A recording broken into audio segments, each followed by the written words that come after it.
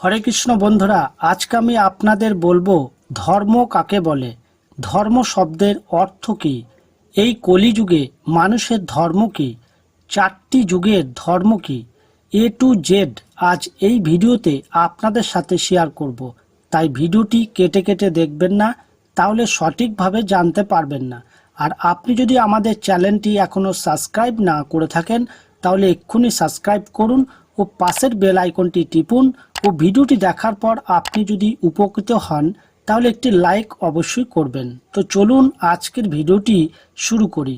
বন্ধুরা, স্বয়ং ভগবান কর্তৃক প্রণীত আইনকে ধর্ম বলে। প্রচলিত অর্থে ধর্ম বলতে কোনো বিশ্বাসকে বোঝায়, কিন্তু বিশ্বাস নিয়তেই পরিবর্তিত হয়, তাই যা পরিবর্তিত হয় তাকে ধর্ম বলা যায় না। আবার ধর্ম বলতে বোঝায় যা কোনো কিছুর অস্তিত্বকে ধারণ করে রাখে, তাই ধর্ম। যদি তাই হয় তাহলে চোর তার চুরিবিদ্যাকে ধারণ করে রাখে, যখন সে চুরি করে তাহলে কেন তাকে তার অপকর্মের জন্য শাস্তি প্রদান করা হয়? অর্থাৎ এটিও যথাযথভাবে যুক্তি প্রদান করে না। তাহলে ধর্ম কাকে বলে? ধর্ম হলো এমন এক বস্তু যা বাদ দিলে ওই বস্তুর কোনো অস্তিত্ব থাকে না। যেমন জলের ধর্ম তরলতা, যদি জল থেকে তার তরলতাকে বাদ দেওয়া হয় তাহলে সেই জলের কোনো অস্তিত্ব থাকবে না। তেমনি আগুনের ধর্ম তাপ, যদি আগুন থেকে তার তাপকে সরিয়ে নেওয়া হয় তাহলে আগুনের কোনো অস্তিত্ব থাকবে না। অর্থাৎ ধর্ম হলো কোনো ব্যক্তি বা বস্তুর স্বাভাবিক গুণ বা বৈশিষ্ট্য যা ওই ব্যক্তি বা বস্তু থেকে বিচ্ছিন্ন করা যায় না। আবার অনেকে সৎ পথে চলা, কারো ক্ষতি না করা, মিথ্যা না বলা, সমাজ সেবা, হিংসা না করা, এগুলোকে ধর্ম বলে মনে করে। কিন্তু মনুসংহিতায় বলা হয়েছে সত্য বলা উচিত, কিন্তু তার লোকের প্রিয় হওয়া চাই, অপ্রিয় সত্য বলা উচিত নয়। আবার এও বলা হয়েছে লোকের প্রীতিকর মিথ্যা বলা উচিত নয়। পাখি যেমন আকাশে চলার সময় তার চরণ চিহ্ন রাখে না, মাছ যেমন জলে চরণ চিহ্ন রাখে না, তেমনি প্রকৃত ধর্মের গতি বোঝাও কঠিন। ভগবান গীতাতে বলেছেন, আমাতে চিত্ত অর্পণ করো, আমার ভক্ত হও, আমার পূজা করো, আমাকে নমস্কার করো, তাহলে তুমি আমাকে অবশ্যই প্রাপ্ত হবে। এই জন্য আমি তোমার কাছে সত্যই প্রতিজ্ঞা করছি, যেহেতু তুমি আমার অত্যন্ত প্রিয়। এই পন্থা অবলম্বন, অর্থাৎ ভগবান যে আইন দিয়েছেন তা পালন করা, তা পালনের যেন কোনো উদ্দেশ্য না থাকে এবং তা যাতে কোনো কিছুর দ্বারা প্রতিহত না হয়, তাই হচ্ছে প্রকৃত ধর্ম। বন্ধুরা, ধর্ম শব্দের অর্থ হলো ধারণ করা, যা ধারণ করে মানুষ তার জীবনকে সর্বাঙ্গীন সুন্দর ও সুখময় করে তোলে, তাই ধর্ম। বন্ধুরা, আমাদের চারটি যুগ রয়েছে: সত্যযুগ, ত্রেতা যুগ, দ্বাপর যুগ ও কলিযুগ। বর্তমান সময় কলিযুগের অন্তর্ভুক্ত। প্রত্যেক যুগে ভগবানকে সন্তুষ্টি বিধানের জন্য আলাদাভাবে ধর্মানুষ্ঠান করা হতো। এই সম্বন্ধে ভাগবতে শুকদেব গোস্বামী পরীক্ষিত মহারাজকে বলেছেন, সত্য যুগে বিষ্ণুকে ধ্যান করে, ত্রেতা যুগে যজ্ঞের মাধ্যমে যজ্ঞ করে এবং দ্বাপর যুগে অর্চন আদি করে যে ফল লাভ হতো, কলিযুগে কেবলমাত্র হরে কৃষ্ণ মহামন্ত্র কীর্তনে সেই সকল ফল লাভ হয়।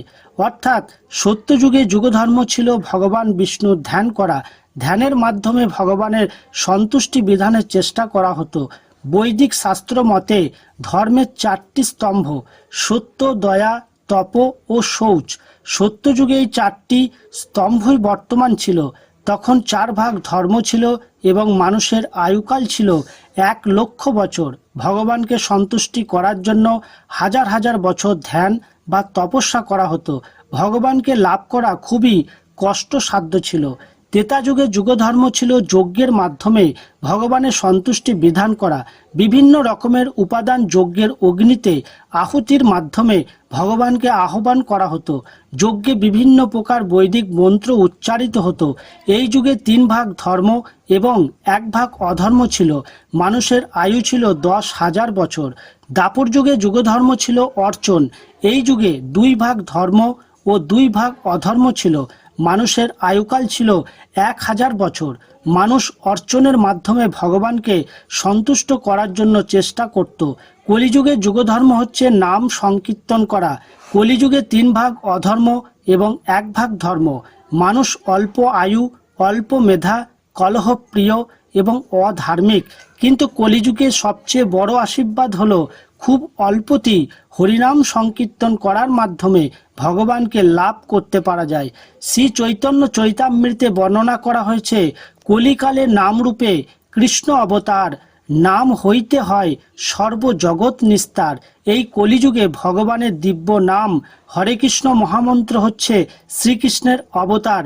কেবলমাত্র এই দিব্য নাম গ্রহণ করার ফলে যে কোনো মানুষ সরাসরিভাবে ভগবানের সঙ্গ লাভ করতে পারেন। যিনি তা করেন তিনি অবশ্যই জড় জগৎ থেকে উদ্ধার লাভ করেন। এই নামের প্রভাবই কেবল সমস্ত জগৎ নিস্তার পেতে পারে। অন্যান্য যুগে অনেক বছর সাধনার ফলে যা লাভ হতো না, কলিযুগে শুধুমাত্র নিরন্তর হরিনামের মাধ্যমে তা অতি সহজেই লাভ হয়। কলিযুগে অধর্মের পরিমাণ বেশি থাকার ফলে শ্রীকৃষ্ণ চৈতন্য মহাপ্রভুর উদারতার ফল স্বরূপ কলির পতিত জীব খুব অল্প প্রয়াসে ভগবানকে লাভ করেছে। কলির প্রথম সন্ধ্যায় মহাপ্রভু কলির পাবাহত জীবদের মুক্তির বিধানের জন্য নবদ্বীপে আবির্ভূত হন এবং সর্বত্র হরিনাম দান করেন এবং তিনি ভবিষ্যৎবাণী করেন, পৃথিবীতে আছে যত নগরাদি গ্রাম, সর্বত্র প্রচার হইবে মোর এই নাম। আশা করছি দর্শক বন্ধুরা এই ভিডিও থেকে আপনারা সঠিকভাবে জানতে পেরেছেন ধর্ম আসলে কি। যদি এই ভিডিওটি দেখে আপনাদের ভালো লাগে একটি লাইক অবশ্যই করবেন এবং আপনার বন্ধুদের সাথে অবশ্যই ভিডিওটি শেয়ার করবেন। কমেন্ট বক্সে জয় শ্রীকৃষ্ণ অবশ্যই লিখবেন এবং আপনি যদি আমাদের চ্যানেলটি এখনও সাবস্ক্রাইব না করে থাকেন, চ্যানেলটিকে এক্ষুনি সাবস্ক্রাইব করে আমাদের সাথেই থাকুন। সবাই ভালো থাকবেন, সুস্থ থাকবেন। আমি আবারও হাজির হব নতুন কোনো ভিডিওর সাথে। নমস্কার।